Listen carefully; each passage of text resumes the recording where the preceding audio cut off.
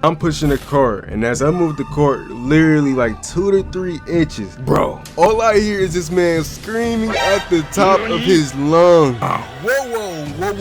Whoa. Chill out, Carl. Don't pull out the strap. I said get your manager now.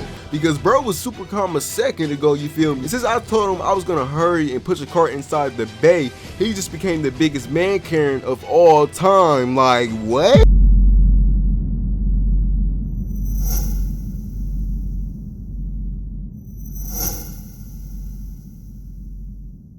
I'm a good kid, I promise. Ask anybody that knows me and they will tell you the same. And something that I learned from my pops was that respect is earned, not given. We should always treat people how you want to be treated. And I wholeheartedly agree with that. See, I was raised by my mom and dad, but they ended up splitting up when I was very young. And my mom was a primary parent that I would see every day. And my mom did her thing and raised your boy right, you feel me? And to respect others unless disrespected. But my pops would be there for the most important parts of my life and teach me things that a young man needs to know about this cool world that we live in. I'm usually always respectful to anyone that comes across me and usually have good intentions unless I'm given a reason not to. And I'm so positive around others to where I wouldn't even hurt a fly.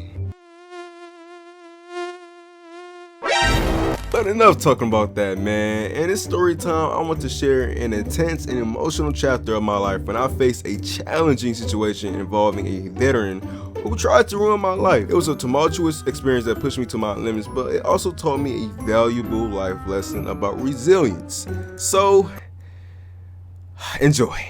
I was working at this grocery store called Myers and was what you refer to someone that pushes carts. Well, a cart pusher. The job is self-explanatory where I just push carts all day and maybe do a little inside work and maintain my area and so forth. It might sound easy, but the amount of people every day that would congratulate and give your boy props for doing something that I signed up for just to make only $11 per hour, by the way, was crazy. One day I'm doing the usual, pushing carts and doing my duties, and while I'm doing that, I see this veteran outside his vehicle looking very menacingly, but didn't pay no mind. But he eventually calls me for something, but I politely told him I'll be right over there. I just gotta push his cart, but don't worry, I'll be there ASAP. I'm pushing the cart, and as I move the cart literally like 2 to 3 inches, bro, all I hear is this man screaming at the top of his lungs. Go get your manager right now.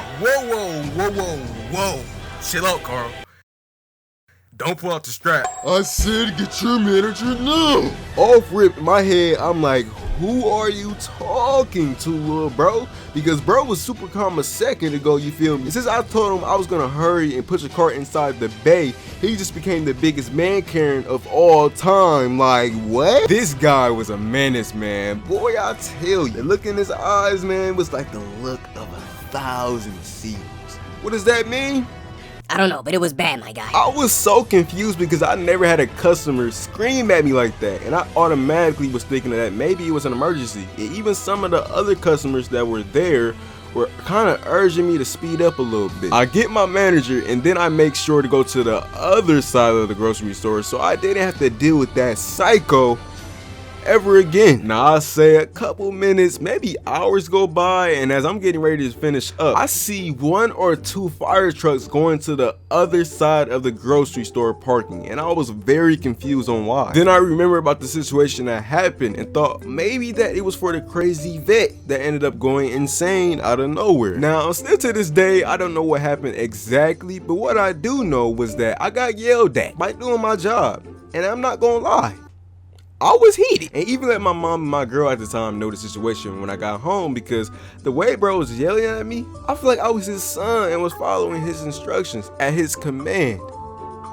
And I ain't like that one bit. Now you might be thinking that it's over, but one thing happened after that. So around 1 to 3 months have passed, and I'm working and almost getting ready to leave when one of my managers had came to give me my schedule, but she also was asking about if I had talked to a vet before, and I was like, Nah, wait.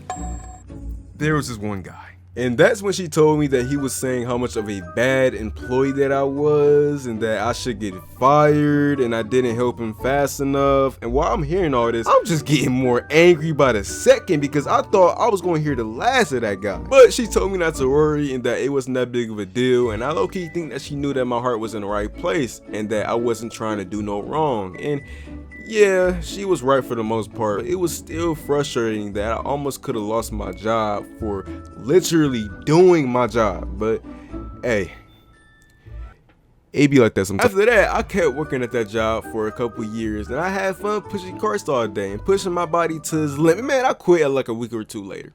That job was trash. Like, I'm not even gonna cap to y'all like that. And I'm gonna even give y'all a good moral this time, man. Whatever job you get, I don't care if it's your first job or your 23rd job, don't apply as a cart pusher. It's more effort for minimum pay. It's not worth it. Trust. But hey, man, I'm about to dip. But I'll see y'all very, and I mean very.